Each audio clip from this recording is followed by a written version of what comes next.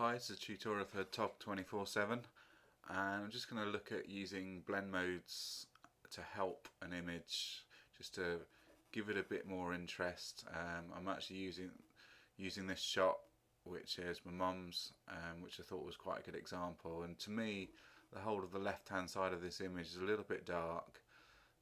A few people commented that the crop they would have cropped it more. Well, I think we would crop it more, but I think it's because of this area makes it quite hard. There's no real lead in as such, and we can emphasize this lead in to come across the bridge to this quite nice building in the distance there. I'm going to do all this with a couple of blend modes and some very simple masks. So the first thing I'm going to do is duplicate this layer twice. I'm going to use a keyboard shortcut for doing that. So with the layer selected, I'm just going to hit Command or Control J on a PC. I'm going to do that twice. So that gives us two copies. I'm going to rename the first one Screen just by double clicking on the name and typing, and this one Multiply. Now I'm going to turn off the multiply and come on the screen.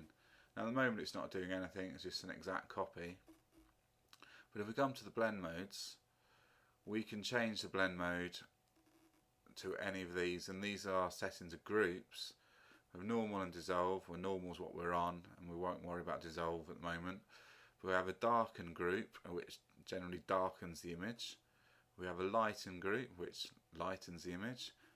We then have a contrast group, which adds contrast to your image. Then have a few special kind of blend modes which you probably won't use that much, but we might look into at a later stage. So for this one I'm going to use Screen. And what Screen does, as you can see, is brightens up the whole image quite significantly. Now we don't actually want to brighten it that much, so what I'm going to do, and we don't want to brighten the whole image either, we want to selectively lighten it. So what we're going to use is a mask.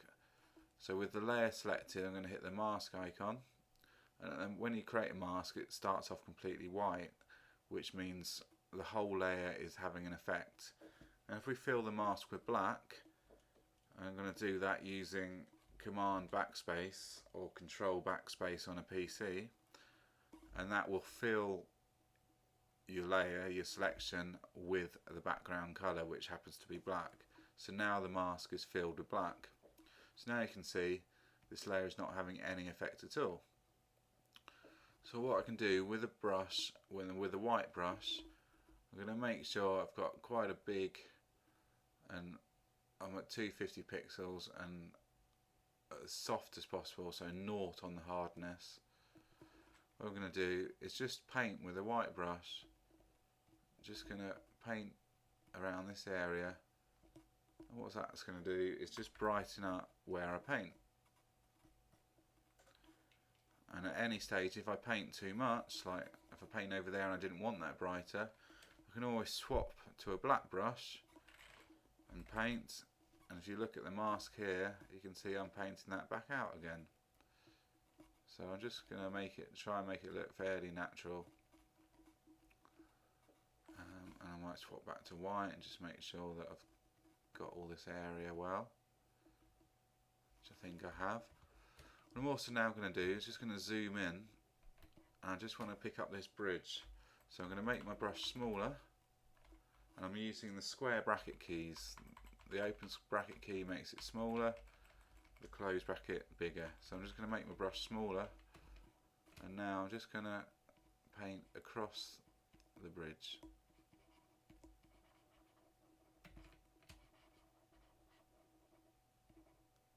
Like so. And if I go wrong anywhere like that, all I need to do is swap to black by hitting the X key, and I can paint away the mistake that I made. So go back to white, carry on painting. I might just paint that a little bit.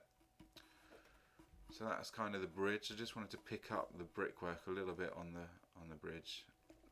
And now with a slightly bigger brush, I'm just going to, on the building here in the background, just want to draw the eye to it. So I'm just going to get a fairly big brush, just going to click once there and also once on the reflection. So now when I zoom out, you can see that if I turn this layer on and off, It's just bringing a lot more interest to this part of the image across the bridge and then to the building in the distance. So having made the adjustment and I'm happy now, all I'm going to do is just dial this whole layer down a bit because we don't want it to be too much. So I'm just going to bring the opacity down to about 70%, which just so as not to overdo the effect basically. So now I'm going to have a look at multiply, which is going to darken the image for me. So I'm going to turn this layer on and change the blend mode to multiply. So you can see that's making the whole image darker. And what I want to do again is create a mask, and I want to fill the mask with black, so it's not having any effect at all. So I'm going to zoom in, just with this archway. I'm just going to do all these archways, and it's probably going to look too much to start with. I'm doing this very roughly, something like that, and then I'm going to zoom out. And then I'd probably do the entire top of the sky, like so. We're probably going to crop a bit of that off anyway. And again, I want to reduce this quite a lot. So this is only having a very small effect, but you see it's just bringing a bit more detail to the arches there. So the reflection in the water. So that's down to about, say about 40%. So now I'll probably do is try cropping the whole image. And I'm probably not going to worry too much about the crop, but I think somewhere, just going to lose that little building on the right, somewhere about there, just to crop the whole image. Now we're going to just have a look at using a couple of curves layers just to see if we can push this image a bit further. So I'm going to come to the adjustments layer and create a curves layer. On this, I think just push some of these autumn colours a little bit.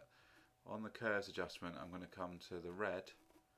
I'm just going to boost the red, and it's going to look way too much to start with, and it's putting a whole tint across the image. But if I reduce the opacity of this layer now, reduce it right down, just want a real subtle, just a bit of a tweak. And again, I could fill this mask with black just by using my command backspace to fill it with a background colour. And then with a white brush, quite a small white brush, just going to paint over these orange trees, just to try and bring, and maybe some of these dead leaves on the grass here. Just so that now this layer, and if I whack up to 100%, you might see clearer what I've done.